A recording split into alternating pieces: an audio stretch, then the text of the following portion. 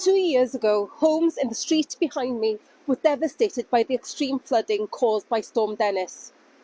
Today's anniversary will be a difficult day for many here and across RCT and beyond who are constantly reminded of the devastation caused that night. Many lost everything, and while some have been able to rebuild, they live in fear, preparing for the worst every time there is heavy rain. In total, 1,498 homes and businesses were hit and vital infrastructure destroyed across RCT. Though a lot of work has been done to rebuild across the county, 2 years on, many communities still don't have the answers about what went wrong and why.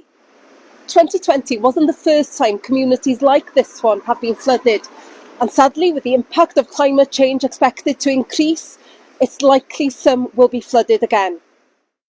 Over the past 2 years, I have continued to campaign for answers, calling for an independent inquiry, but was repeatedly told by local Labour representatives that it would take too long and that Section 19 reports would be adequate. Yet 2 years on, only 19 of the Section 19 reports have been published, and none of the further 28 flood investigation reports are publicly available. This is not good enough. Residents feel forgotten, worried that a similar event will happen in the future. The only way we can plan to prevent flooding in the future is by understanding what happened, but without all the reports, further work cannot begin. Rain and flood warnings again over the weekend. This needs to be the wake-up call to local governments that we need a permanent plan to support communities now.